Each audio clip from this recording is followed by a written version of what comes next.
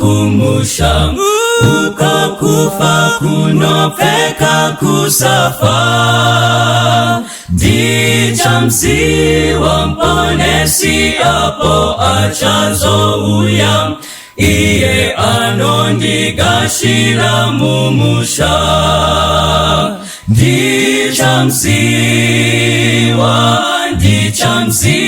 ndichamsiwa apo ndichazomira naye ndichamsiwa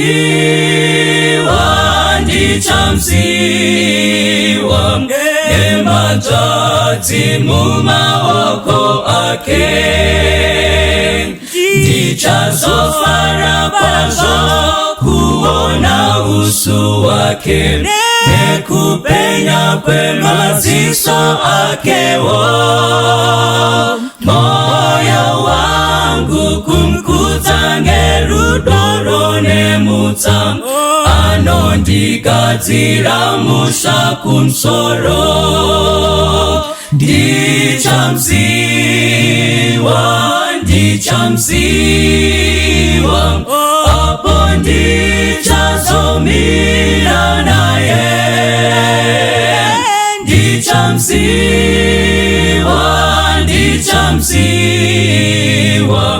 nematati mumaoko ake ndinotondera awa warikanwi wakafa kuti ngerufu tapatsana nawo apo Jesu auya nawo tichasangana asi ndichatanga kuona Jesu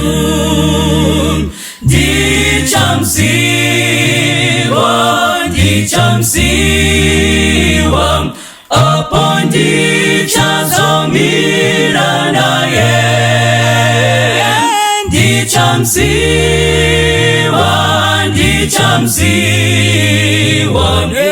nematati mumaoko ake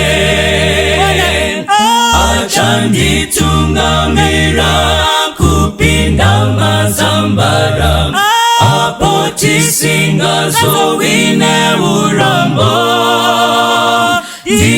ndichaimba neweseri yorore kufara asi ndichatanga kuona Jesu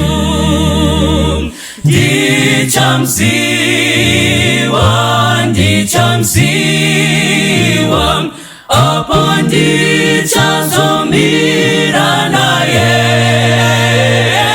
ndichamsiwa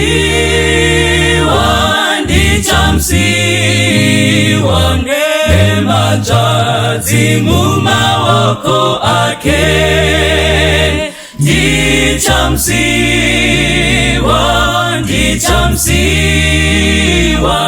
apo ndichazomira naye ndichamsiwa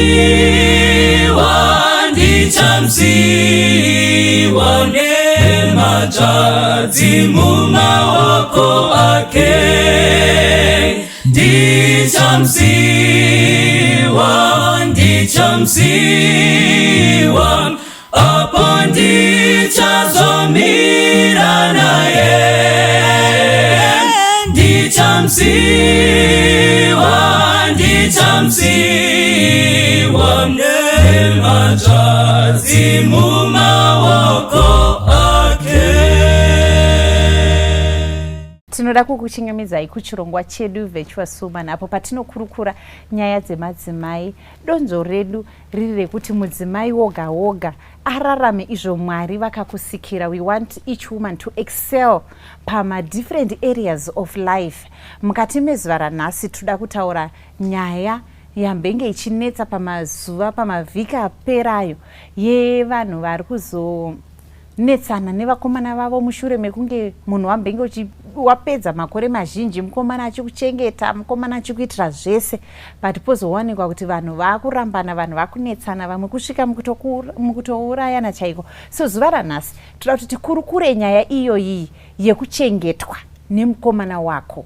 zvakanaka here, zvakaipirei, zvine zvazvinozokakanisa kumberi here, kana kuti zvine maadvantage api kana madisadvantage api kuchengetwa nemukomana. Ini ndinonzi Dr. Alaisa Mbiriri, ndiri mindfulness, ndinofarira kubatsira nekuempower madzimai kuti agone kuva vanhu vanozvimirira, vasave vanhu vari dependent pane vamwe vanhu mukurarama nemukukura imomo. Regai tichingamidze vadare vedu varipo kuti tikurukure nyaya yedu ndisingazive kuti ivo vakambochengetwawo here kana kuti vari kuchengetwa. Regai titange nevari kwekutanga uko, vatipe zita ravo nekuchingamidza vateereri. Makadi zvenyu vateereri, ini ndinoitwa Munashe Shalom Munda, tokuchingamidzai kuchikamucheni.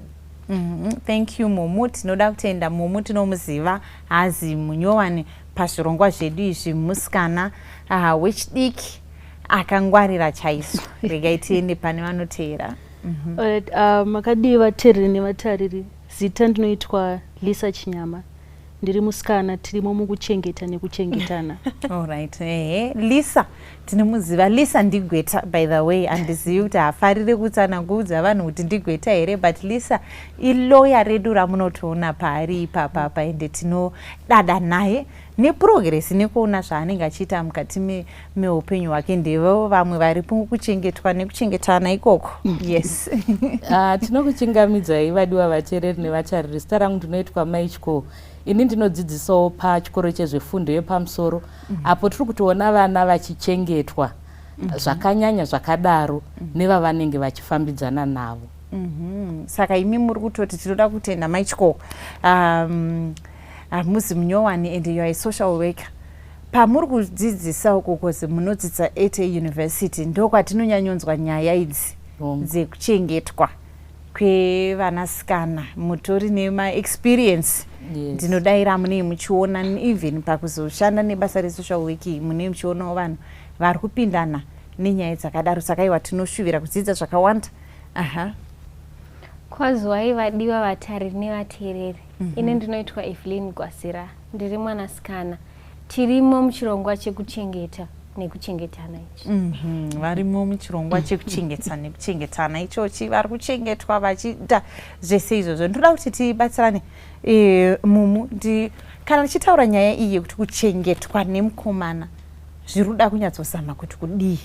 Ndinofunga kuti kuchengetwa nemukomana kuitirwa zvinhu zvinofana kunge zvichiitirwa nevabereki, but iye ndiye anenge azotora role revanhu vanofana kukuchengeta akukuitira zvese, likes of kubhadharira maschool fees, kurukiswa musoro, kutengerwa maiphone anetsa ma14 Pro Max aya anetsa, kuitirwa zvimwe zvinhu zveunonoti izvi ndiri kuchengetwa. Alright. Saka zviri kunzi kuitirwa zvinhu zvanga zvifanirwa kuitwa nevabereki zvikange zvakuitwa nemukomana kuchengeta. Lisa, unoti kudii? Handizvozvo. Vabereki kana vanokuchengeta vane level yavanokuitira zvinhu isingafaniri kusvikwa nemunhu asiri mubereki wako. Saka ukaona munhu akukubhadharira rent, 1 month rent inogona kunzwisisika kuti pamwe kumba pane zvambobhenda, but akatanga opinda mu3 months 4-5 ukwakutochengetana chaiko. Alright. Kana akakubhadharira rent 4-5 months, 1 month pane kubatsira nekutozotanga utozoassume responsibility yeparent. Okay. Yeah. Alright. Maichko, vana ava munoziva kuti pavanoendeswa kuuniversity kune vamwe vabereki vekungoti kana abvisa school fees abva atoti but mwana ane marentals, mwana ane chikafu chiri kufanirwa kunge chichi, mwana achidya chikafu, but uyu mubereki angoti zvandawana mari yeschool fees obva atopa mwana. Apa vabereki vanenge vachida kuedza kuti mwana uyu azochengetwa nani kune vana ivava vari kuuniversity kana vari kumakoleji kwatinonyanyoona vanhu vakuzoitiswa izvi. Ipapo pakaoma Maimbiriri, pekuti pamwe sevabereki hatinyatso-kuzonyatsonanzerera kuti zvataendesa mwana wedu kuchikoro kwaaenda uku achange achida kuti anodyawo, anoita sei. Asi ndoona sokuti pamwe zvingange zvichinyanya kuitika ndezvekuti pamwe vabereki vanogona kupa mwana zvinhu zviri zvishoma with the expectation yekungotiwo mwana achagona kunzwisisa kuti zvishoma pamwe ongoitawo I think kuvanhu vakaenda kumacollege they have an appreciation yekuti kune 001 where we are saying you miss the morning meal, you miss the afternoon meal, then you have the evening meal. So ndofunga kumubereki shwiro inenge iri kungoti mwana dei angoshingirira zvaita sei zvapfuura. Chero chinenge chiri chinhu chakaoma kuti titi munhu angomuka angonanga kulecture asina chazvakaoma kuti wozodya manheru.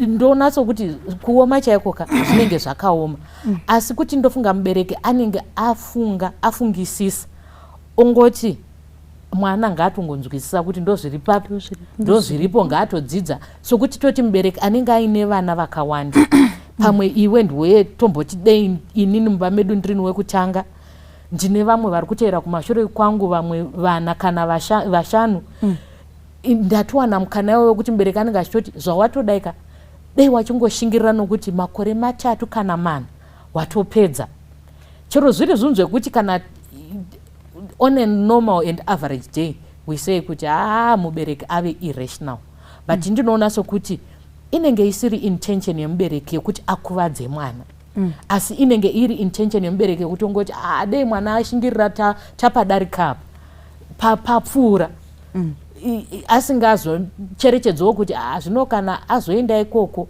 panogona kuzongoitawo tsaona idzodzi dzatiri kutonzwa kuti panogona kuzongoitawo mumwe munhu anogona kuzoasuma responsibility yanga ichifanirwa kunge iri yani iri yangu. Hakusi kwekutoti vabereki vamwe vacho vari kutongoisa vana mumiromo yemakava here nekuda kwekuti kana mwana akaendeswa kuyunivhesiti mwana aendeswa kucollege mwana haana zvikwanisiro handitika ende hatina futi kunyatsokomunicata kumwana tangoti ndichakutumira pavambotumira mari yeschool fees wangoenda uine kahafu keschool fees kekuti uwane kukwanisa kuregister ndizvozvo vachati yechikafu tichakutumira month end but mwedzi wese muruda kuti adyei honestly mwana iyeyu ari kubatana nei. Indinoona sokuti kazhinji kacho zvinoitika out of a place of ignorance in most cases yekuti pamwe kuboarding school maishingirira handiti muchitumira fees mbichana unfortunately or fortunately kuti in most boarding schools vana chikafu vanongoita sei vana vachipiwa nokuti uchatoona kuti vana vazhinji kana mukada kuteerera nhaurwa dzinotaurwa kunyanya pamusoro pemayunivhesiti asingori emuno chete asi anosanganisirawo mayunivhesiti ekunze kwenyika munotonzwa kuti vana vazhinji vatinotumira kuzvikoro zvekunze uko vanosvika ikoko imune mati tatobhadhara fees ende kazhinji kacho dzinenge dziri mari dzimwe dzekuti tinenge tisina kunyatsodzamisa pfungwa kuti mari idzi hatidzikwanisi asi izvozvo kungototi tinenge chida kuti ari kupiko kana ari musikana aiwa musikana mazwana akaenda kupoland kana kuti ari kugermany ikoko kwazvakarehwa uko or even quite recently pazambia chaipo vanhu vazhinji vaitotaura pamasocial media pakuti maparents ari kuendesa vana kuzambia muri kufunga kuti imimi vana venyu vari kurarama sei saka ndinoona sokuti in most cases it's coming from a point of ignorance yekutongoti handiti watowana nzvimbo chingoenda titoita ngatiite izvi zviripo shanda nezviripo tisingazochinyatsonaanzereri kana kudzikisa pfungwa kuti mukuita kwachaita kuti shanda nezviripo tatokanda mwana mumuromo mamupere chaimo mwana achatodyiwa kana akatodzoka ari mupenyu tototenda Mwari. Yes.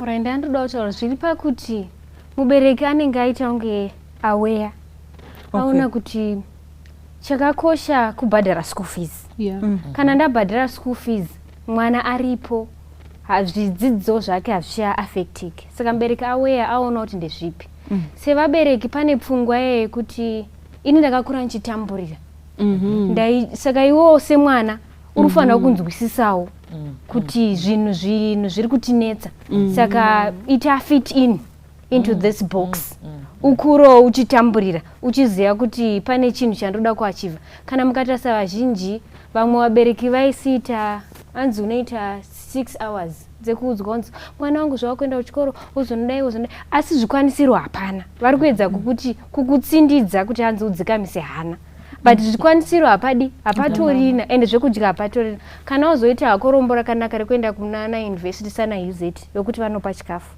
but tikata samauniversity akafanana SANAIT chikafu hachipiwi. But kumwe kwacho kwauri kutoenda ka uku unopiwa chikafu nekuti uri murezi ka nekuti uri murezi kana usiri murezi kune mamwe university because ava vabereki ava vangowana mari ye-school fees pamwe vaona hafu havazotokwanisa kuti upinde murezi. Handitika vongokuti kana waenda kwawaenda ikoko zonoona mari yerent havana kukupa, mari yechikafu havana kukupa, because pane pekuti vari kukuti tatombokupa kamari kechikafu toda kuti ungokwana ne$50 pamwedzi, but vangowana yetuition chete votokuti enda. Ende mwana uyu ari kungosimuka ipapo. We see because ipapo pekuti tinombosangana nevana ivava vemauniversity ava unotoona kutoti mwana uyu ende ari kutostruggle akatobva for sure nemari yetuition isina kamwe ka$10 kekudya. Wotadza kuziva kuti kasina kuiswa kana ka$10 kekudya aka avabereki chokwadi varida kuti mwana uyu azoita sei. Unzishingirira unofanira kuziya nhamo yekaunobva. Nekuti isusu takakura futi tichitambura but haingoenda kuchikoro. But I think ipapo vabereki vanenge vanotikanganisei because uri kukompea kuenda kwakaita primary neni ndiri kuenda kuuniversity. Ndikada kukompea inini even pakukura kuprimary ndaisatombopiwa pocket money and that was okay. Pandakakwira kuenda kuhigh school ndandiri boarding $20 kusvika pavisiting it was more than enough. Nanditori mbinga tune $20 because there is tax then une kudining. But then as you progress from high school to university it's a whole different level yekuti even my parents ako havana kutomboenda, they are not exposed to that. So for them $20 is enough, $10 is enough. Unoidi yeseyo kuchikoro sezvatiranga kune rezi waenda unodzidza, but you realize kuti kana uri kuchikoro kune zvinhu zvakawanda, makosi akawanda, uchada kufotokopa madissertation, uchada kutenga exactly laptop inogona kungomka yakafa ida kugadzirwa ndo mune zvinhu zvako zvechikoro.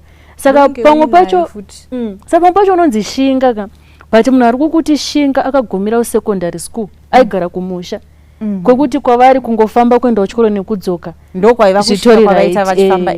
saka usingatoziva kuti pauri kuti mwana shinga pane level yekuti unoshinga ka then pozoita imwe level yekuti this is beyond kushinga zvekuti unotoona kuti the best option kutongodza kana ndine mukomana kutodza mukomana wangu kuti shaka ini ndiri pama1 and then iyewo kana ari munhu anokwanisa obva atongoti hanti anokwanisa ngatongondipawo ndokuti obva atondikwanisira ndobva ndatopinda macloseobva atondikwanisira. Alright, saka kana tiri kuona izvi zvinhu zviri kuita kuti vanhu vachinge ndeapi mareasons handiti katamboda kuti tibate panyaya yevabereki nechichi zviri kuita kuti vanhu vazochengetwa kumauniversity. Evelyn. Right. Reason yekuti anga maimbiri peer pressure chai. Yekuti I'm trying to fit into this group. Ndati tabva kumusha sezvataurwa naDisa. Tabva kumusha ende makanitarisa. I look and handizondingati chi. I look like kunge munhu ari wane men. Ndiri pa college. Munoziva zvakaita environment yepa college. Ndiri kuuya zvekuti inini emotionally chai pamwe ndogona kutozova affected nekuti vanhu vese vanongochangu pavanonitarisa vari kutarisa vachindoona kunge amena. Saka peer pressure yekuti I want to fit into this group of my friends. And my friends angotondiudza kuti iwe why can't you just, and you've got a boyfriend and he can afford, why can't you just accept kuti akubatsire then you look better. Otokuradza maphotos kuti asaone where I was. I used to look miserable, but because my boyfriend started sponsoring me, there's no harm kuti mukomana wako akutengere dress, there's no harm kuti mukomana wako akutengere chikafu, there's no harm kuti akurukise musoro. Hapana kana anything, any problem. Ende ndozvitarisawo ndotozviona kuti hey, kubva kumusoro kusvika kusazi, sure I look miserable. Because and I failed to fit in the what pa university pandaenda. Saka that peer pressure inogona kukuforsa kuti uzotambira kuti mukomana adi akusponsi. Saka peer pressure mashamwari anogona kukufurira ende saka papeer pressure apa inongoitika kune vanhu vari kubva kumaenvironment ekutambura. Aiwa, kwete vari kubva kumaenvironment ekutambura, chero vari kutobva kumaenvironment atori right yekuti anowana zvese, asi nyaya yekuti mozati pauniversity pane issue yemagroups, yekuti pane chigroup chana Lisa, pane chigroup chana Mumu, pane chigroup chana Ivy, saka tine zvimagroups zvatinazvo. Saka kuti ndizonyatsoita ndizokwanisa kuva of this group, tofanira kunge ichiita zvinhu zvakafanana. So that when we sit on the table zvinhu zvatiri kudiscussa I can relate. Ndikutotaura kuti mukomana wangu akazondiendesa out, mukomana wangu azoenda neni kuVictoria Falls, mukomana wangu atenga the iPhone 14 Pro, my boyfriend anotengera Benz. Then kana ndikangova that zviri kuitwa nemukomana wangu, not kuti kumba kwedu I can't afford, no, but because it's my boyfriend who is doing it. So patiri kutaura about boyfriends tikutaura zviri kurelate. Alright. Saka kana tichitarisa saka toti pane vane peer pressure. Maityo kune vamwewo vanopindana nazvo nekuti macircumstances eupenyu aita kuti vapindane nazvo. Tinogona kuti mwana ashayikirwa nemubereki iye anga ari pakati pekudzidza, handiti kana kuti tombotora mamiriro eikonomi yedu yenyika iyi, pamwe watove mu3rd year iwo uri pa4 year program, munhu ari kukubhadhara either ndibaba kana mai, basa robva ranzi raita sei rapera. Iwe semwana anogona kutongofunga kuti ininika ndichashingirira nokuti I just want to finish school. Anogona kutosvika kumba and misrepresent mafacts yawo kuti fees yedu maybe i50,000 RTGS haina kukwira, zvekuti vabereki vanogona kutongofunga kuti you know what, 50,000 RTGS rega timuite sei, timupe. Iye oenda achiziva kuti inini kana ndasvika ndichangomeka plan yekuti upenyu hwangu huite sei hufambe. Ouya ndinotori nomwe mwana aintaura kuti aida kunyora bvunzo musi vamwe vake vanga vatopedza kunyora. Ndikamuti iwo chiri kunyatsokukunetsa chi? Skanzi ininika ndakafoira enda handina kutombodza vanhu vari kumba kuti ndakaita sei, ndakafoira, I failed this module. So what zvandakaita iye hake hana kuzoita zvekuchengetwa izvi, akabva atsvaga basa kuflea market. Saka kumba akangoti ini ndiroda kuti ndikubatsirei kuti ndiwane mari yebus fare. Izo mwana arototsvaga mari yekuti abhadhare module rake raakafoira. Saka vana can also misrepresent mafacts nenyaya yekuti kumba uku situation yaita sei yachinja, and kuti anenge achitoona kutoti inini kana ndikanyarara pamwe vanhu vanotongoti iwe situation yedu uri kuiita sei, uri kuiona, uri kuiziva, haidi muprofita, haidi ng'anga, zviri pachena sadriveway tractor kuti pana hapana mari. Saka edza chitombomira zvechikoro, iye pamwe uchifunga kuti kana ndatomira zvechikoro vamwe vangu like zvataurwa izvi kuti peer pressure, kuti wakutofunga kuti saka masawira angu, saka vanga vari kumashure kwangu vanhu vachatograduata, inini ndichingori ndisina kwandinenge ndaenda. Saka that can really affect and push vana kuti vatsvage dzimwe nzira dzinoita kuti especially kuti vachengetwe nevakomana vavo, kana even mablessa chavo, munhu anenge achingotongoriwo blessa asiri mukomana pasina a relationship iri sound, iri balanced. Saka change of circumstances dzinozongoita kuti munhu achitongoona ndaapakati pecollege zvinhu zvekumba zvachinja, baba vafa kana kuti mabasa evanhu vekumba apera, zvinhu zvangokanganisika. Anga achikuchengeta haachakwanisi, wakutongoona kuti the only other way out here is kuti mukomana wangu akachiteka over responsibility yanga iri yevanhu vekumba. Alright, yes Lisa. Pane yatinoti mazono soft life inc. Soft life zichingorova kuti upenyu huri soft, usiri hard, unongo flow zvakanaka. Saka sometimes vanhu vanopedzisira vakuchengetwa nevakomana because ada kurarama that kind of life yekutravela vachienda kumaareas akadai kumavacation, and then izvo zvekubhadhara rent, mukomana kanenge achafodha kumubhadharira kunenge kuri nani nekutengerwa mota just to have that feel yekuti I'm living the life. And zvimwe zvacho is not hazvigumiri pakungoti soft life chete. Vamwe vanhu they do it yatinoti futi mazuva for the gram. Tikuzviitira Instagram. I want viewership, vanhu vaonoti I'm living the life. Saka unopesera wakuita zvimwe zvinhu zvisiri right just to maintain status yako yawakagadzira. I remember kuti pane someone aitotaura izvozvo zvekuti I think ndaizviverenga papamene ndofunga achisanangura nyaya yekuti iye ari kunyatsoziva kuti zvaari kuita zviri wrong because munhu waari kudanana naye atori munhu baba vatoriwo vekuchechi vari kudana naye ende iye ari kucollege ende vari kumuchengeta to the maximum. And achiti I know kuti zvinhu zvandiri kuita zviri china zviri wrong but kuti ndisiyane nekuchengetwa kwandiri kuita uku I can't live this life, this soft life yandajaira. Handigoni kuti ndisiye soft life iyi. And you see izvozvo like pamafacebook apa pamapage anotaura nyaya dzakadai dzonodziverenga munhu achiti I know kuti what I'm doing is wrong, ndikuchengetwa zvakati but I can't live this soft life kuti ndizongoonekwa ndakutanga kuregedza kudrive motikari because this guy is even paying for her friends mari yekucollege iyoyo. The web is too entangled. Saka kuti asiyane nesoft life iyi and the life is super soft. Fluffy. So zvinogona kuti nekuti munhu ane this desire yekurarama kaupenyu kari nyore ndokaakupinza vana vedu mapressure ekuda kuchengetwa nevakomana vavo ende vamwe vacho futi havatombori vakomana vatori varume vevanhu. I think chimwe chinhu chinoita kuti vana vazotanga kuchengetwa nevakomana inyaya kwaunenge wabva.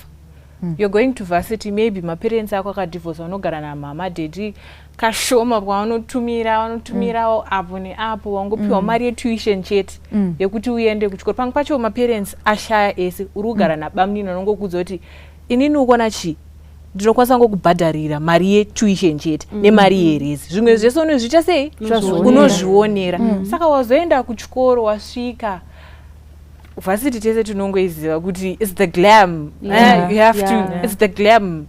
Saka wasvika kuchikoro unoti panapa ndakangoya ndine matrousers 4 ndo andakakwanisa kunge ndatengerwa kubva kubhero ne4 matshirt zvinomecha zvekuti ndikati Monday, Tuesday, Wednesday, Thursday ndabu, Friday ndopfeka rimwe jean neimwe t-shirt, weekend ndowacha zvinhu zvangu. But unoti kondikangodai zvinotaka mbijana ka wouta mukomana anoya achikunyenga anenge auyawo nebenzi yake ubva maona kuti indangopiwa mari yetuition chete, ndikuda mari yekutaipisa maassignments, ndikuda alright ka1 chete angonipa $10 iyo ndokwanisa kuita sei kuibhajeta. Otozoona kuti zvinhu zvakutoramba zvichiita sei zvakutoramba zvichirikeya yezvo handisitorina 4 majini ndane 10 zvatodai kusvika watozoona kuti ndakuliva kasoft life.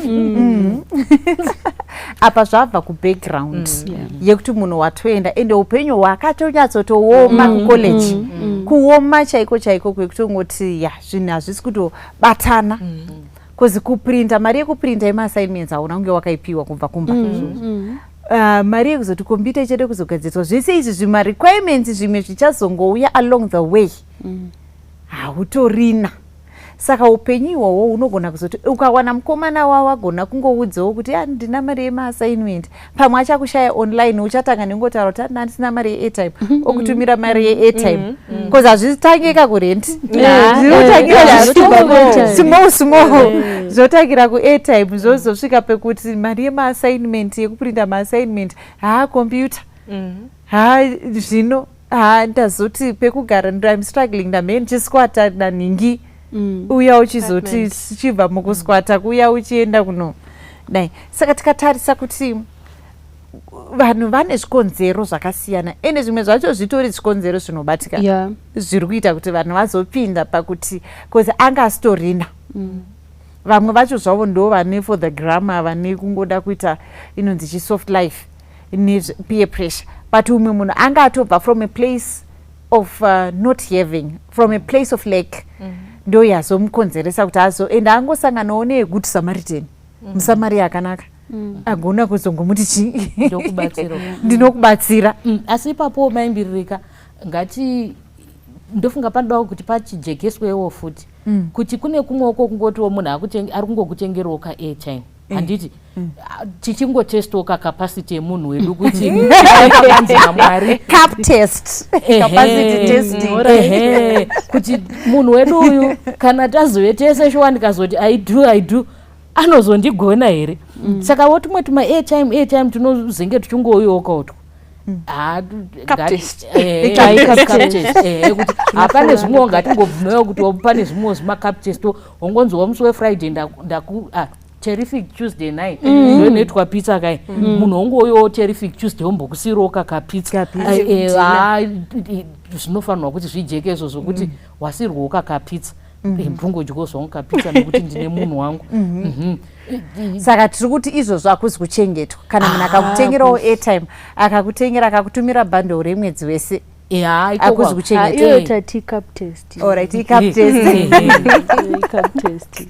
Kwani ndandaita mubvunzo ndanzwa muchitaura zvekuti airtime ndikaita mubvunzo wekuti saka muri kuti kana mukomana wangu ine akanditengera grocery ndiri kucollege kana kuti akandisira $20 atondichengeta here? Ndo zvatoda kuti tibatsirane panapa kuti kana muchinzi uri kutengerwa grocery uri kucollege kuchengetwa kuri kusvika to which extent handiti kusataura kuti munhu akanga achiita zvinhu zvaangazofanira kuitwa nevabereki vako ikunge vatakutoti akukuchengeta here kana apa kana yes ngatibatsiranei ipapo.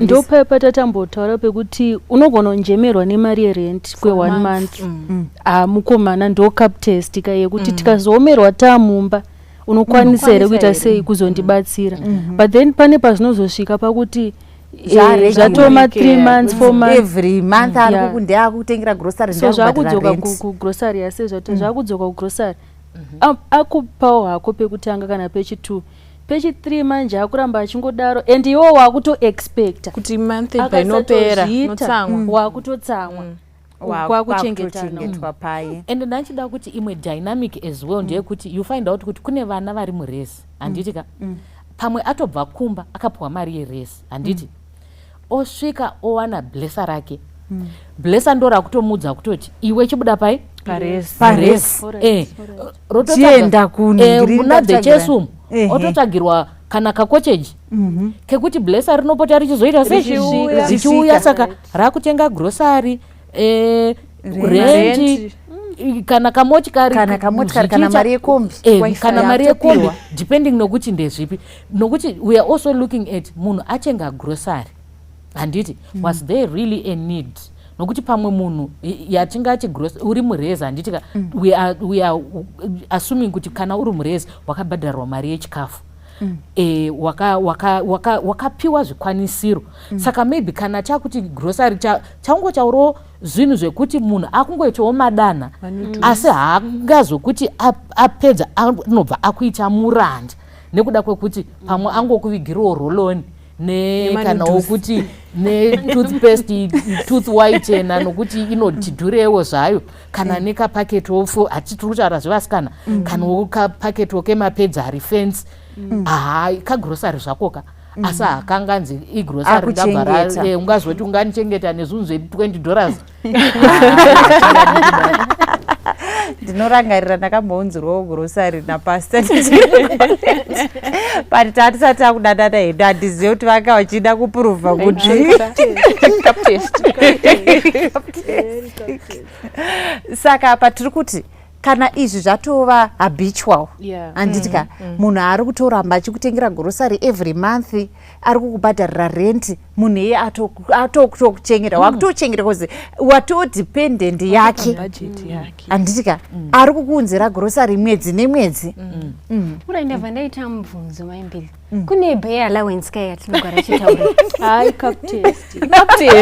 vaita bay allowance ende bay allowance iri kuya every month ka Alright. Saka ndopandabva waita kolisa wadaira kuti captures kuti ndopandabva ndaita kakuvhinika kuti saka muroti kana nebay allowance iri kuuya $100 $200 aya ari ku ngatijekeseranei because umwe munhu asi kukupa grocery ari kukupa bay allowance handitika because kune vanhu vari kupiwa bay allowance every month. Mukomana uchikuti pabay allowance apa uchagona kugadzirisawo musoro wako, uchagonawo kutenga bhanduru rako rinenge rine airtime, uchagonawo kuwana izvozvozvo your consumables, your monthly consumables and all those things. And saka tochiti bay allowance maichko mwana ari kucollege uyu mwana ari kuuniversity ari kupiwa $200 or $300 nemukomana wake every month. Akusi kutochengetwa roko uku kunogona kunge kwatove kutochengetwa maimbiriri nokuti isi tiri kuti bay allowance handitika is it a reasonable amount? Nokuti but reasonable is subjective. Oh, it can be subjective. Reasonable is subjective. Right. But zvinenge zvichimutendera kuti zvidaro handiti. And I think as an individual unofanirwa kunge uchigona kudzokera kumashure and say kuti bay allowance haina mamwe ma-implications here. Haina pamwe painozokusvitsa here. Nokuti kana ichingori uye bay allowance iri kumbonyanyitsoitirwei because these things should be catered for by your family. By your family. Your family should buy your airtime handitika. Mai vako iwe vane mwana musikana varifanira kuziva kuti mwana wangu ari kuda anoda airtime, anoda bundle handitika. Mai vane mwana musikana vanoziva kuti mwana uyu achada mapedzi every month. Mai vane mwana musikana vanoziva kuti mwana uyu ane musoro unoda kugadziriswa kuti ave presentable handitika. Saka zvinhu zvese izvi zvekuti kana mukomana akazoitawo madana ekuti akutumira airtime kana kuti akutumirawo something but ikava yekuti angozoti ndakutumira but hakuzwe kuti utori dependent yake.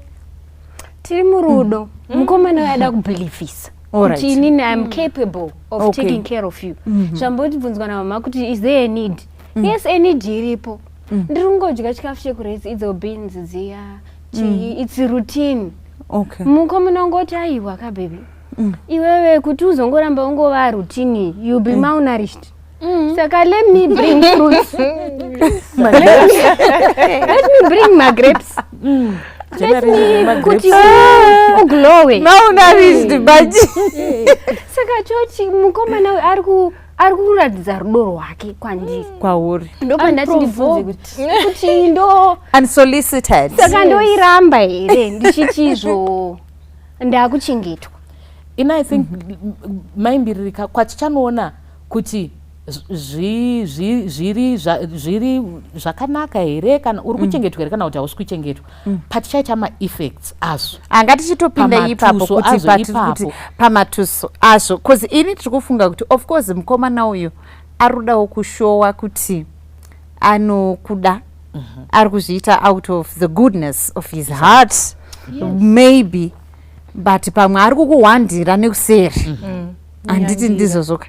Saka kana akukupa ma200 300 nyange newo uri reasonable iwe uchingofungawo wega $300 ingaite bay allowance yemunhu ari kunyatsoziva iri normal iyoyo asina zvaari kutaimira ko iye kumba kwavo vanhu vekumba kwavo mai vake avachengeta vekuti watopa list pake pekupiwa mari nekupiwa bay allowance. Nokuti muchaona kuti bay allowance yakakura zvakadaro inogona kuchinja mapower dynamics erelationship. Oh yes. Nokuti iwewe munhu akupa 300 handitika akamuka achiti baby ende kuvic falls I'll be going kuvic falls kubasa for 1 week. Iwewe unenge uri kucollege vabereki vari kucharisira kuti you must be at school and be learning akakuti ende kuvic falls timbonofara for 1 week. Iwe uri pabay allowance iyo ye200 ye300 handi ndo vanenge vachiwana ma1000 point vacho vakomana vacho ivavo une capacity here yekuzoti uti kwete kana kuti hausisina that capacity to say no because of that bay allowance. And I think kana zvichikuita disempower hazvisi chitori zvatove hazvisisina kujeka Asina kujeka. Because Exactly. Saka I think one of the effects ipapa neyamatoburisa ndepekutotaura kuti ma-power dynamics will change. Kana wamunhu ari dependent nekungochengetwa nemukomana. Ari kubhadhara school fees, ari kubhadharira rent, ari kubhadharira zvese izvo zvari kupa mari yekuchinjwa ma-hairstyle every week, uri kupiwa materifiki every week, whatever zvauri kuitirwa. Zvatopa routine schedule yake. The power dynamics will shift. Zvekuti iwewe hauchatokwanisi kuti no pane mamwe ma-request ake. Because isusu we are speaking to virtuous women. Anditika, we want you to be virtuous young women. Zvekuti as a virtuous young woman, one of the things that one virtue that we want from you is to keep yourself pure before marriage. Anditika, we want to do like for you to keep yourself pure until marriage. Oroorwa ungori munhu akachena pamberi paMwari asina kupindana nezvakawanda zvaanenge asangana nazvo, wazvichengetedza mwiri wako. Saka kana wamubear allowance, when the power dynamics shift, your power to say no dzinotochinja. Because kana atokubudisa kurezi aenda kunokurentera kunother chesuku, akuuya paadira chero na 2 am anokuzoti ndivhu akuuya paadira ende akuda zvaadawo ipapo. Exactly. Nekutorova anogona kuti ngachitokurova because iwewe akutokuona kutoti wato property yake. Yes, what are the other effects ipapa taura yema-power dynamics? Yes, Lisa. Imwe yacho ndeyekuti zvinotopromota usimbe chaizvo. Because wakungopiwa, let's say uri nayo bear allowance 300 amount yataurwa. Uchada kushandei uchipiwa 300, hauna school fees yaunobhadhara, hauna rent yaunobhadhara, like after school you're going back home haubhadhari rent. Saka hauchaoni the need yekuti iwewo pachezvako ushande. Because reason one yavanoendera kumabasa kushanda kuti wane mari yekusustain. But if 300 is enough coming for someone like me, why should I go and work? Ndichingowana. Saka zvinopromota usimbe. And you realize kuti in the event mukomana azorambana newe, unotanga utangira pazero. Wada utanga kuhasla nekutsvaga mari nekuita sei zvakutokukanganisa futi. Saka zvinopromota usimbe. Ipapo ekutoti munhu akutongoda zvinhu zvakango zvakapfava kusoft life uya ende hauchatogoni kuti uzvishandire uite chimwe. Yes, ndezvipi zvimwe? Ndaenda kuti imwe ndeyekuti mukomana uyu anova nema-high expectations kubva kwauri, nekuti he feels like ari kukuitira zvakawanda, ende zvaari kukuitira zvakawanda iwo in return you are supposed to give back. Kana akati sex ko unogoramba sei? Ini renti ndindakabhadhara, mbedha wacho ndiye akatenga, chikafu chacho chaunodya vhura na 2 am iwo tongokomplai wovhura, because ukasavhura ndopakurohwa, mukaramba monetsana ndopakuuraiwa. Saka kunyaya yekuti iwo nekuti wamunhu wake, saka akutokutarisira zvakawanda, even kukuti uyawo wache unoramba nepai. Apo pamwe itaime ma-lectures iwe yawinayo, apo kuda kuitwa laundry wakutombobhalansisa, kurura kuti uri kuenda ku-group discussion iye ari kuda kutaura newe, wakufanira kubhalansisa nekuti wachi wamunhu wake, akukontrola like a remote. Ndizvozvo ipo inosimbotaurwa naLisa ye-wife duties. Une girlfriend tender apa wakutoita ma-wife duties. Hai apa ndekutoti tenda racho ratokura kapa ndekuti uri kuitirwa zvimwe zvese izvi. Saka ma-expectation ake atobva from just a mere girlfriend, atone ma-expectation ari high ekuti wakufanira kuti ucomply with those expectations. Hai ndoda kuti tidzokere pamashure pa-bear allowance. Isi takadanana tisatani zvema-bear allowance izvi. Mari imimi dzamuri kumboudzana munanalisa neweEvelyn, dzamuri kuudzana dziri reasonable dzema-bear allowance dzamuri kupanana dzakakura sei?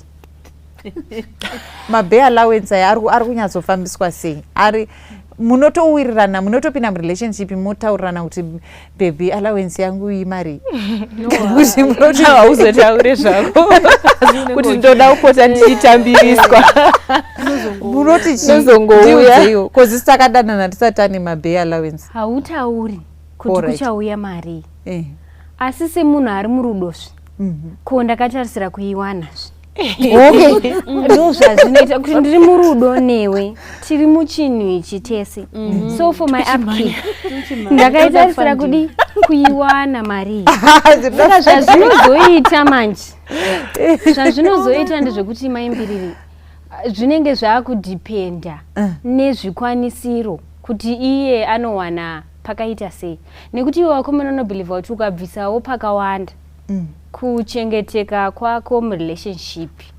tinokuvhaluwa zviri nani uchakohwawo pakawanda kana uchibvisawo pakawanda wabvisa pakuru asi zvinozongoitika zvoti abvisa pakuru anoda ukamawo pakuru saka ani anenge akuzotariswa kuti ndinotambira 3000 otariswa kuti for my ndomupa mari I think ndikamupa 300 is enough akaenda akanorukwa musoro wake akatenga some few dresses akatenga chikafu fuel yekuisa mumota obalance out I think it's okay uku dzapfungwa dzake saka iwone mhaka yekuti vanongoida kuti arambe ari muchigame ichi kubvisa pakuru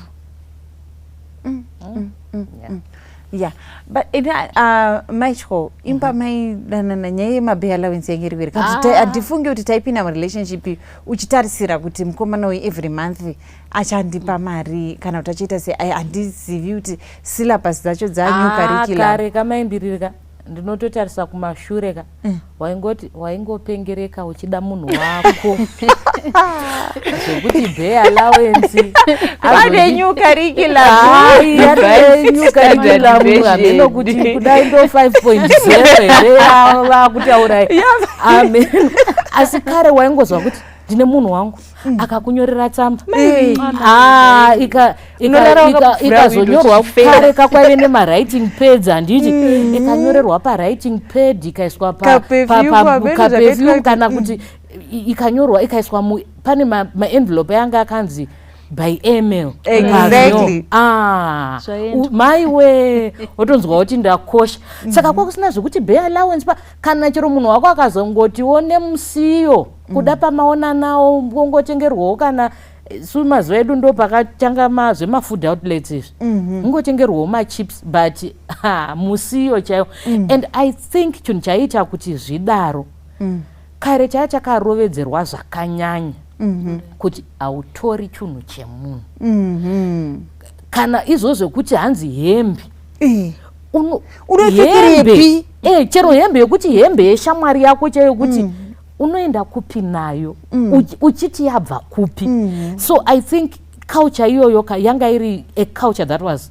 totally non-existent kuti uyu womukomana anenge akabvawo kumba kwavo kwaanenge achitozva kuti haupi munhu chinhu iwo musikana wabva kumba kwarovedzerwa kuti pano hachidi chinhu chisiri chako whether it's from a friend, it's from a colleague, let alone from a boyfriend nokuti pamwe kuti boyfriend iyi kumba inenge singatombozikanwi vasingambofemi nezvayo inenge iri secret yako yepasi pebhegi pekupedzisira chaipo saka you want to keep that person as secret as is possible so haudi chinhu chake haudi chii tsamba iyoyo ine rudo checheyo kana nekafoni ko kanozomboitawo pacallbox ke20 cents good enough dzimba dzakatomira tiri pano 23 years later 4 kids zvaitonaka zvaitonaka musina bhea allowance tisina bhea allowance saka ini ndinotofunga kuti kozi nyaya idzi dzekuti vanhu vakungochengetwa ende vana mai vacho mwana ari kutodzoka kubva kuyunivhesiti kubva kucollege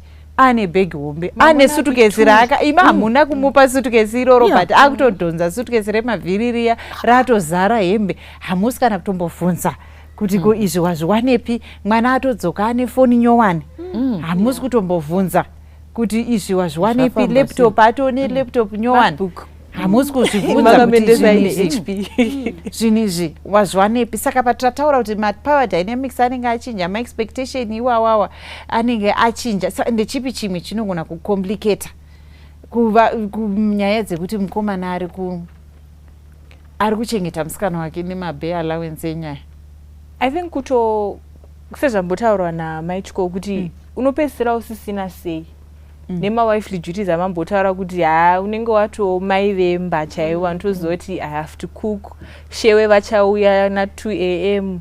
Saka unopedzera munhu wekuti you just say yes to everything because it's the only person that's funding you, that's funding your gram life, that's funding your varsity life. Saka unopedzera munhu wekuti jump over, ask her how high.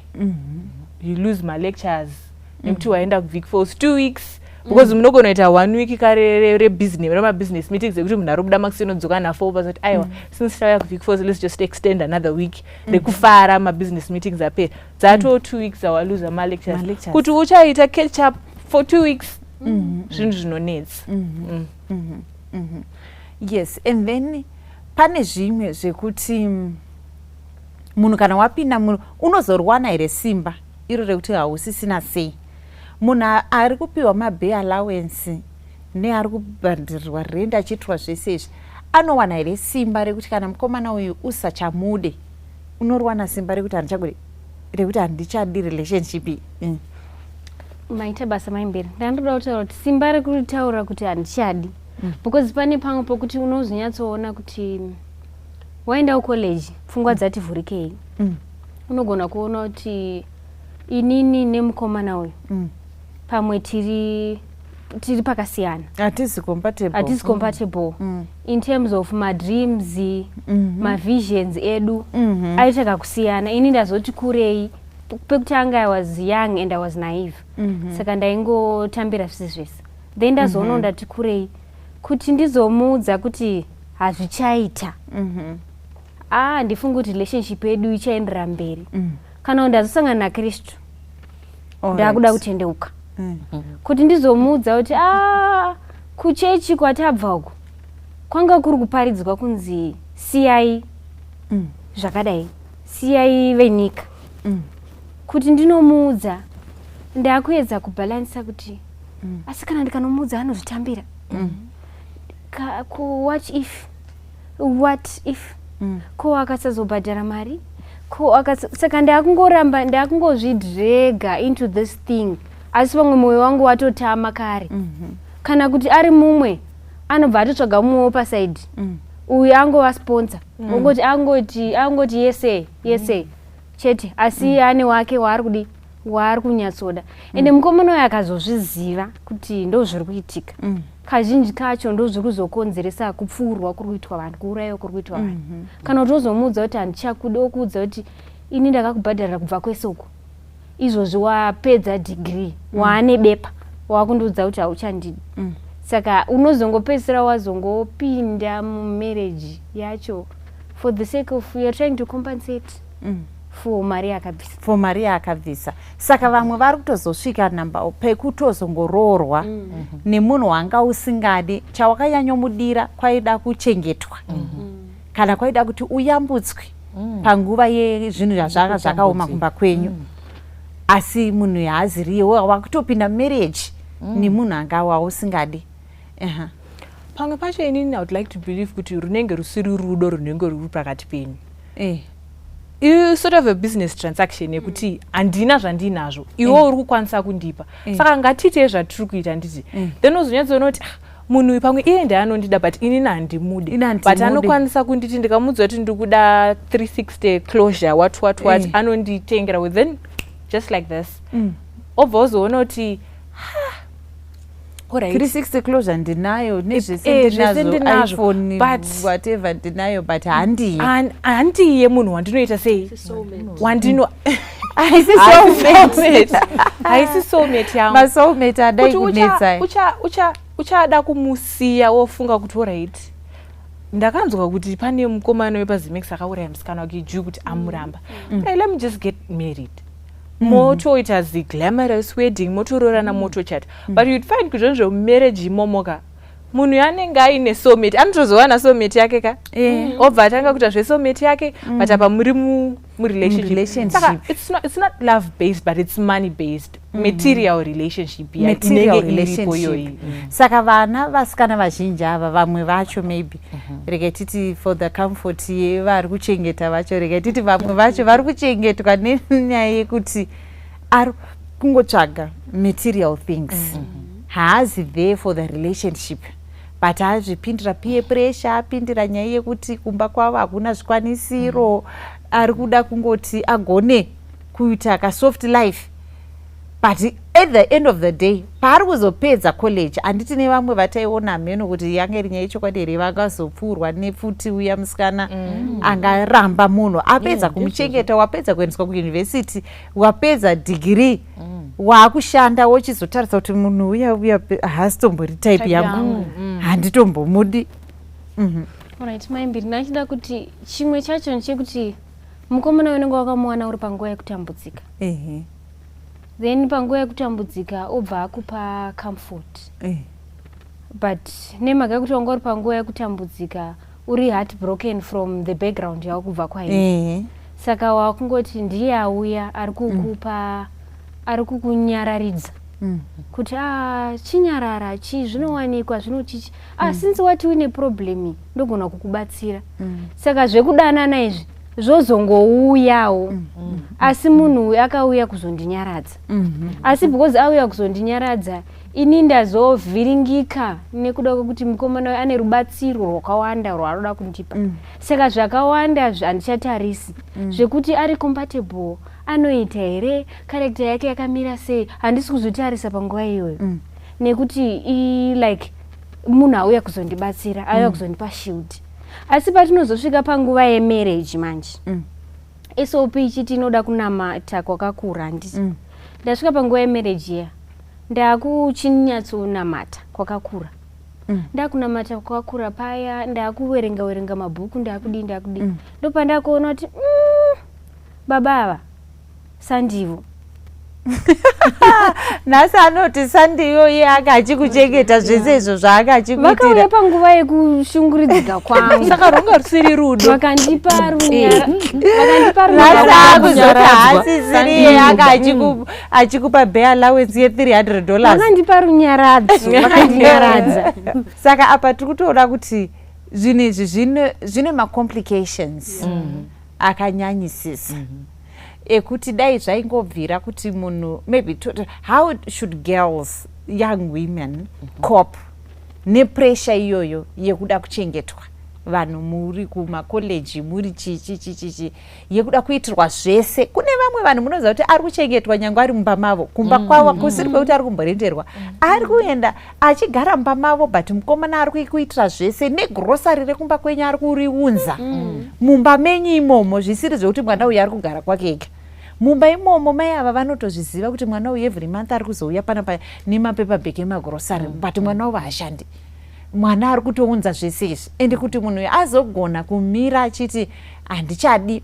Ende pamwe pacho munotoona dzimwe nyaya dzatinoendla kana kuti dzekuti munhu ari kuzoti mukomana handichamudi, asi ana mama vangu vari kuti chi vari kumuda. Kozi anga achitovachengeta, anga achitovayambutsa. Unotoona umwe munhu aitaura nyaya dzekuti inini kumba kwavo pavaitovaka ndakavabatsira kuvaka. Mukomana aibatsira vanhu vekumba kwemusikana kuvaka, hanzi ndakatozovaisisa juraho pamba pavo vakaita juraho. Musikana haachadi marriage, haachadi kuroorwa nebudi iyeye. But vekumba vakuti hazviite, ramba uchiita sei uchida munhu iyeye. Munhu yozoti nai maimbiri ndinoita sei nemunhu uyu akadai. Saka zvatozvekutoti makupinza, ende saka mamarriage acho mamwe akuzopinda. We find all sorts of stories dzekuti munhu apinda marriage azoitirwa pressure nevanhu vekumba kuti pinda marriage imomo. Iye haasi kuita sei, haasi kuida marriage iyoyo. Vazopinda marriage ava nevava havatani kunetsana, havatani kurambana. Kana vamwe vanhu vachagara vese nenyaya yekungoti pressure yesociety tichagara tese, but rudo chairwo mumba umo hamuna rudo. Which still becomes a complication. Yekuti vanhu vakuzongogaza, you are bringing vana in a toxic environment isina love. And it becomes a vicious cycle because vana vari kugarawo mumba musina rudo, zvichavakanganisawo kumeri zvichiramba zvichidaro. Saka tobatsirana sei, takuda kuti tipendere pavana ava kuti how should they be able to resist or kungoti vagone kugona kuzvimirira maintain their virtue, because your virtue inova compromised. Anditika your virtues dzinova compromised kana pane munhu akukutengera ari kukuitira zvese every month. What should the young woman do in such cases? Right, ndandoda kuti resilience chai. Resilience. Ngatidzidzei kushanda. Tine zvishoma zvandinazvo. Handiti I have got something that I want to achieve. I've got a goal randinaro pamberi apa. But izvezvi right now I can see kuti ndiri achieve that goal ndichingomhanya kudai like a marathon is not possible. If there are manual jobs that I'm supposed to do, ndakatarisa on that goal, let me do it. That's true. Then ndisa affect nezvinhu nemhepo dzakawanda dziri kuuya kuti Lisa azodai, saka inini ndiri kufanirawo kutodai. Let me just focus on the goal randoda kuachieve. Even pasina bay allowance, I can live. Nditori munhu. Being a maid, haindisitope kuachieve my goal rekupesera. Because you can be a maid, otozviwanira mari yako, otozvibhadhara school fees, woenda kuchikoro. Indizvozvo. Watoshanda. Tumabasa toma chicken slicer you can do. Tumabasa toma typewriter, kunowanda vanhu vanovataipira. After wapedza ma lectures, you can go unotypa unoitira zvinhu zvavo. Then wotodi wakaramba wakatasa on the mark. Because ukada kutasa kuti uyu arikuita chakati unoenda nemhepo. Unova distracted. That's right. So we need resilience, because vana vedu vemazuva ano maityo resilience ndo yavasisina, but kutongoti iwewe munhu against all odds, be able to continue. And uchiona kuti zvino kana zvoda kuti nditombonoita basa remusikana webasa, inini pamaholiday taitoenda kuBotswana namai vangu kunosakura kunowacha kuita sei tiri use it, but ndichiitira kuti tiwane mari. Handiti ndizvozvo. Saka izvi ndezvekutongoti handisi kutarisira kuti umwe munhu achandichengeta. Ndizvozvo. Handina expectation yekuti mukomana wacho wandandida naye achange achindichengeta. Ndiri kufanira kutogona kuzvimiririra inini ndega ende ndototorawo manual jobs anenge achida kutoitwa iwawo. Yes, maybe to affirm that shoko raMwari rinobva rati iwe simbe enda kumujuru. Unoona kuti unoshanda majuru anongoshanda asina ecommand ka. Saka if they can work that hard without somebody commanding them, chinokutadzisawo iwe mwana kushanda kana dambudziko richinge rauya chi. Indinoda kuti nditi vana vedu, I think they should also learn delayed gratification. Oh yes. Kuti ma circumstances ekumba kwedu ashanduka. Handiti ka maybe taedza izvi zvaramba, tadai zvaramba, pamwe achindoda kuita musikana webasa, university yabva yati school fees 500,000. Iwo uri kumbonyatsowana mari zvekuti semester ingazokuita kuti ikwane here. Maybe wakutoda kuti uchiti inini gora mukarangarire kuti ndichitopedza by 2025, maybe wachanga gore rino, asi hazvichaiti. Kana maybe uchashanda kwemakore 5 aya, uchimirira kuti 2025 ndo mari yangu painenge yachizonyatsoungana yaita sei yakwana, wochitangira kupi? Ikoko. Nokuti I think vana vedu generation, the microwave generation, where they're used to instant things, there is no iri painful or okay, let's wait a bit, they also don't want. But I think kumwana who is a virtuous woman, mwana anochika Mwari, anofanirwa kunge aine kutiwira nekutirira nekumirira. Nokuti shoko raMwari iroro futi rinobva rataura kuti in the fullness of time I the Lord will make it happen. Saka if God is true to his word, Mwari nenguva yavo kana chakamira chakatendeka, he will make it happen, and he will make it a pass. That's right. And God has 1,000 ways, more than 1,000 ways, and to meet our needs. Haanide kuti uve nemunhu ari kukuchengeta, ari kukupa bay allowance, ari kukublessa. God will find ways for you to achieve your goal. And for I know the plans that I have for you, says the Lord. Plans to give you a future with an expected end. Anditika Mwari vane donzo rakanaka pamusoro paupenyu hwako. Saka iwe ukagona kumirira uchimirira pana Mwari, they that wait upon the Lord shall renew their strength. handitika ipapo mukumirira nichimirira Mwari kuti Mwari muri kuziva izvi, Mwari vanotipa simba, and God munoziva kuti there are times dzekuti unoona kuti Haga uya paakanga ari murenje aina Ishmael, achichema achinzi mvura, mwana ari kuthirst. It's not like kuti Mwari vakati chera mugodhi, Mwari vakangovhura maziso ake, mugodhi wanga uripo. God will open your eyes to other opportunities dzisinei naBay, dzisinei neBay allowance. Iyo maziso ako akavharika, maziso ako akanga uri focused pana Bay, that's why you're not seeing chitubu chiri panext. Mwari vakatovhura maziso aHaga. Mwari havana kumuti chera chimwe kana kuita miracle yekuisa chavakangoita Mwari kuvhura maziso ake kuti vamutaridze kuti there are opportunities around you. Isusu maziso evana vari college angori focused pamurume ari kundichengeta, mukomana, boyfriend, but there are other opportunities around you dzinogona kukubatsira. Yes, Lisa.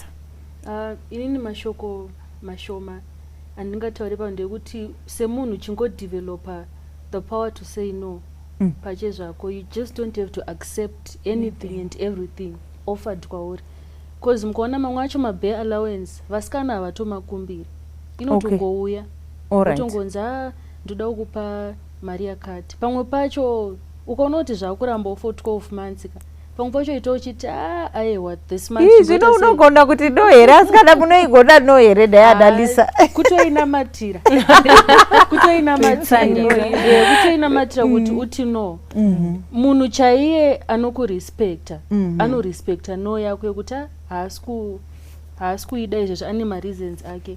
That way even chero mangwana uchatowana simba rekutomuramba kana wafunga uzomuramba, because apa kana wakambokwanisa kuti no kumuramba haiti problem, akuite problem. I think zvinotoda simba rinobva kuna Mwari, because most of the time munhu anenge ari you are in a compromise position yekuti you want the school fees, you want mari izvozvo zvautoda kushandisa, saka kuti uti no when this is your time yauri kuwana izvi. Saka zvinotoda simba raMwari rekuti munhu akandibatsirawo nhasi, it's okay, I have received the help handitika, but zvikava zvekuti zvato every month, ipapo ndogona kuti shamwari kubatsirwa kwerudzi urwu. I think zvinotsvaga munhu anotya Mwari kuti ukozi no iyoyi ndofunga vashoma vanogona, because uri kutoda kuwana news dzekuti mukomana wangu ari kundiitira chakati, mukomana wangu ari kuzondiita sekuti nditi no to iPhone, no to grocery, zvinogona kunetsa. Yes, Momo. I think we should be, tinofanira kunge tiri content, kutsikana chaiko kuti alright ndapiwa mari tuition chete handiti it's fine, ndoita sei kuti upenyu uite sei uenderere mberi. Varsity kune maslay queens akawanda, kashoma kandapiwa ngandiende mutauni ndinohodha maskin tights machima ndiye nditengesere maslay queen, ndane mari yechi, ndane mari yemaassignments, ndane mari yezvakati saka ngatingewe tiri vanhu vanogutsikana kuti tagutsikana totsungirira mukuita kuti zvinhu zviite sei zviendeke. Just being in the, I think there are opportunities dzakawanda munhu dzaunokwanisa kutorarama uchingorarama kaupenyu kangori necontentment nezvishoma zvauinazvo izvozvo, ukatrima down zvimwe zvinhu. Musoro haunid a Brazilian kakuti unge une Brazilian, you can still have your simple hairstyle. Unogona kurukwa mabhanzi ako anonzi chimabhanzi akaenda kuprivate school ariko akangonyatsonaka, unogona kungogadzira shoti yei yako yakangonaka inotongokufita zvakangonaka, uchingoita masimple things zvinongoenderana nenguva yauriita sei yauri ipapo. Mwari vachitibatsira, ini ndinofunga kuti tinogona kutoita upenyu hunoendeka tisina dependence nevarume inotipinza ine compromised position zvekuti tichazopinda pakutadzira Mwari tiri vana vasikana. Yes.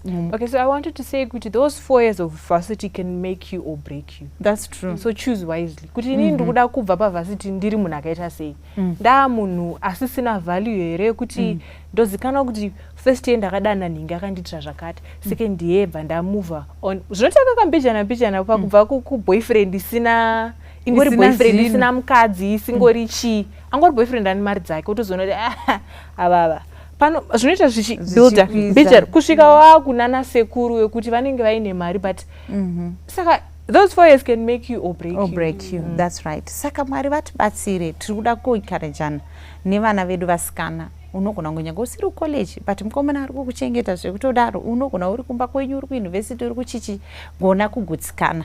Learn to be resilient. Iva munhu ari industrious. Namatira kuti Mwari ndipei simba rekuti no. Kuzi zvese izvi zvekuchengetwa zvichinaka zvichingei asi zvinokuisa muma-compromised situations. Unozoita majuti mamwe ausingatarisirwi nedenga kunge uchimaita iwe uchiri mwana musikana. Ende pamwe pacho zvinopa chituko mukati meupenyu hwako. Mwari vatibatsire. Regai tikumbire maityo vatinamatire. Ngatinamatei. Kuna Mwari Baba vari kumusoro kudenga namuponesi wedu Jesu Kristu, tinodawo kutendai nekutaura kwanga kuri pakati pedu. Tinoda kungokutendai nedzidziso iyi Mwari yakakosha zvakadaro mukati mevanasikana vedu. Even nesuwo vabereki tinonamatira njere Mwari nokuti taona kuti zvimwe zvacho zvinobva from a point of ignorance. Tinotonamatira vamwe vana vari mukati mesituation iyoyo kuti vari kuchengetwa nevakomana kana kuti nevarume vasiri vavo vasina kuvaroora. Mwari tinonamatira kuti dei mainga vabatsira, mainga vasunudza maziso avo sekusunudza kwamakaita Haga uyo akabva aona chitubu chemvura mukati megwenga. Tinonamatira masolutions kumatambudziko atikatarisana nawo senyika angaite kuti sevabereki titadze kutumira vana vedu kuzvikoro kwatinoshuwira kuti vapedze fundo dzavo. Tinoda kungokutendai Mwari nokuti imi muri Mwari vanonzwa kuchema kwedu. Muzita nemuropa raJesu Kristu tinonamata. Amen. Amen. Nomhlobo likuku lothando luhleke kimi uyangithokozisa angingehlukanele sesohlala ndawonye mina sesohlala ndawonye mina naye. He knows that I am longing some weary soul to win, and so he bids me go and speak the loving word for him. He bids me tell his wondrous love and why he came to die, and so we work together, my Lord and I. And so we work together, my Lord and I. Ndomuza zangu zese Faro nenamo Ndomuza zinondifadza Anondiudza zvanoda Nekuyedza kwangu